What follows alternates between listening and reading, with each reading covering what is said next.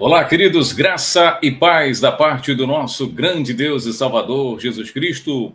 Muito bom dia. Hoje é segunda-feira, 10 de fevereiro de 2025. Até aqui nos ajudou o Senhor. Muito obrigado pelo carinho da sua amizade. Sejam bem-vindos a mais uma edição do nosso Minuto da Unicidade. Lembrando que este mês de fevereiro nós vamos fazer, todas as vezes em que o fizermos, faremos em vídeo, desse modelo aqui, né?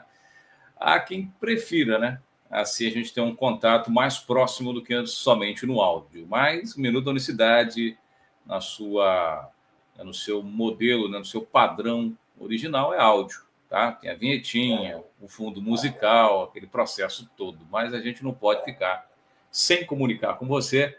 Ultimamente eu tenho corrido muito dos vídeos, né? Gosto mais do áudio porque, como radialista, a gente gosta, se sente mais à vontade, né? Dentro de um estúdio, dentro do ambiente de rádio, né? Mas vamos lá. Meus amados irmãos, quem é o Salvador é o título do Minuto da Unicidade de hoje. Mas por que nós perguntamos isso, né? Por que essa interrogação, se é óbvia? A resposta é mais do que óbvia, que é o Senhor Jesus. Não tem a menor sombra de dúvida, ou não há dúvida nenhuma quanto a isso. Mas o que acontece é que, se a gente for analisar esta pergunta, respondendo-a considerando outras formas de se observar a divindade, por exemplo, a doutrina trinitária, a doutrina unitarista, né, que são os testemunhos de Jeová, o próprio Jeová dos Exércitos se apresenta como Salvador. E a gente sabe que na doutrina trinitária, tanto a trinitária quanto a unitarista, o Jeová, né, Yahvé, é a pessoa do Pai. Né? Deixa eu só ver se o áudio está chegando direitinho aí para você. Está bem o áudio, né? Você pode dar uma referência aí com relação ao áudio para que a gente possa melhorar nos próximos. Eu vou chegar aqui um pouquinho o microfone para perto. Por que eu estou dizendo isso? Eu vou colocar um versículo aqui na tela, muito conhecido. Olha o que diz Jeová dos Exércitos. Eu sou o Senhor, e fora de mim não há o quê? Salvador. Pronome pessoal. Pronome pessoal. Atenção, você que crê na doutrina trinitária. Esse é um pronome pessoal. Eu sou Jeová, diz os textos originais. Dizem as traduções, por exemplo, como a King James, né? Eu sou Yahvé. Ela não fala Jeová, ela fala Yahvé. Não tem problema, a gente sabe que está falando, está procurando aí de alguma forma manter o nome do Eterno. Quando você vai para os textos originais, em algumas traduções mais antigas, eu sou Adonai, né? O Elohim Deus, aquelas traduções tipo né, aquela judaica, né? De David Stern, por exemplo, né? E aí está apontando, está direcionando este versículo, está falando do Deus Pai. Engraçado que estava falando esses dias com um irmão, né? Eu não sei se é a trindade ontológica, o conceito da trindade ontológica, não sei se é a trindade econômica, tem a trindade econômica, a trindade ontológica, e tem uma outra trindade, de vários termos, né? Tiveram que criar várias saídas para o mistério, né? Mesmo com esses malabarismos teológicos, a trindade continua sendo um mistério, mas diz o quê? O Pai é Jeová, o Filho também é Jeová. O Espírito Santo também é Jeová. Ora, isso aí é para quê? Para tentar, de alguma forma, responder a questões como essa, onde o próprio Deus, em Isaías 43, Isaías 45 e várias outras passagens, principalmente no livro do profeta messiânico, né? Jeová falando que ele é Salvador. Então, peraí, nós teremos um grande problema, porque quando o anjo ele aparece para Maria para dar notícia que ela ficaria grávida, ela faz o quê? E dará luz a um filho e chamará o seu nome Jesus, porque ele salvará o seu povo dos seus pecados. E Jeová fala, fora de mim não tem, eu sou Jeová. Pronome pessoal. Então, se você tem dois Jeová, fala, não, no Antigo Testamento, o filho também é chamado de Jeová. Veja a estratégia, a artimanha trinitária. Porque não existe nenhum filho chamado de Jeová no Antigo Testamento, a não ser o próprio Pai da eternidade. Isso aí é um consenso, até mesmo os testemunhas de Jeová sabem que Jeová é o nome do Pai. Acabou.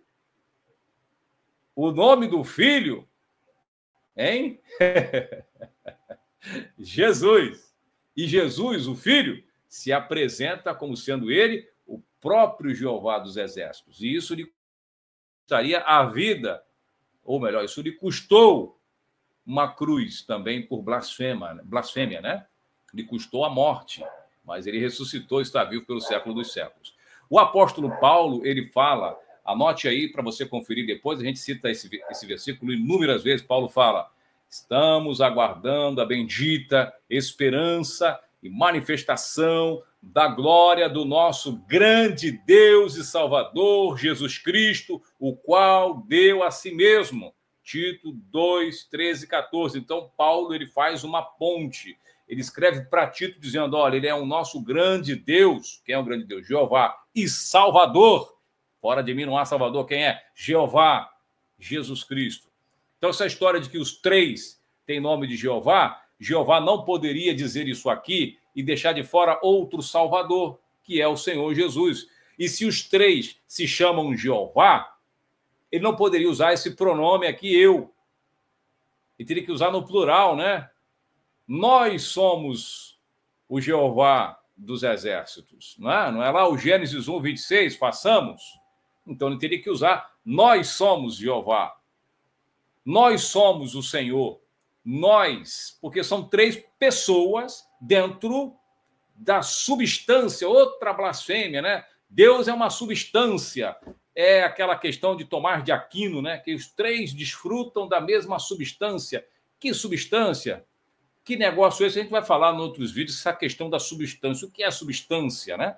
Vamos buscar na nomenclatura para você ver se o Deus eterno se encaixa nesses conceitos humanos, meramente humano. E a divindade, ela não cabe dentro de conceitos, ela não cabe, né? O eterno não cabe dentro de conceitos religiosos pagãos, né? Porque a Trindade é uma crença pagã, é pagão, é demônio isso. Não há nada de Deus nisso aí.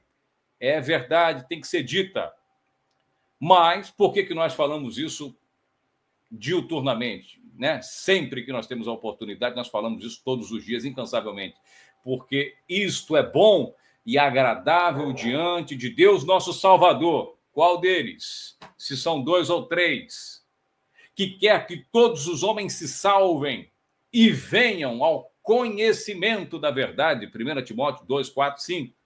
O desejo de Deus, ele quer o quê? Que todos os homens, todos eles, se salvem e cheguem ao conhecimento da verdade, ao pleno conhecimento da verdade. Mas se você se calar, se você ficar calado, se você não fizer nada, como que as pessoas vão conhecer a verdade se você detém esse conhecimento e coloca embaixo do tapete, guarda para usar de vez em quando? Como que você quer que as pessoas cheguem, né? Como que nós vamos fazer? A palavra de Deus diz que Deus confiou a nós a palavra da reconciliação. 2 Coríntios, capítulo 5, verso 19. 2 Coríntios 5, 19. Deus estava em Cristo reconciliando consigo o mundo e confiou a nós, a mim, a você, a palavra da reconciliação, que é isso, falar da cruz, de Cristo, de quem estava na cruz, quem é o Deus verdadeiro, qual é a verdade que Deus quer que nós pregamos, que as pessoas cheguem a esse conhecimento, e por isso é que nós não devemos medir esforços para que esta verdade chegue aos corações e falemos, quer queira ouvir ou não, né? Você não vai, não, mas ninguém vai querer ouvir, ninguém vai querer dar... Isso aí não é com você, não é comigo. Ah, não, mas eu não vou falar porque vou ser xingado disso, vou ser chamado disso, de aquilo outro, de herege, de ser... E qual é o problema disso? Então, nós temos que falar essa verdade. Por isso que tem aqui esse programa da Unicidade, que é essa verdade. Então, Deus eterno, ele diz, fora de mim não há Salvador. Ah, então coloca o nome dele de Jesus. Ele vai salvar o seu povo dos seus pecados. Isso para não ir para Lucas, né? Lembra lá em Lucas? O que eles falam? Hoje na cidade de, né, Belém nasceu o Salvador. Se fora de mim não há Salvador, quem é o Salvador que nasceu na cidade de Belém? Jeová fala aqui, né? Ó, eu sou o Salvador, eu sou o Senhor, fora de mim não tem como achar um Salvador. Fora. Essa é a primeira pessoa, é o Pai falando. E aí o anjo fala, hoje na cidade de Davi vos nasceu o Salvador. Ó, que maravilha, hein? Que maravilha, como a gente sabe quem é o Salvador. Tá respondido aí? A um só, eu e o Pai somos um.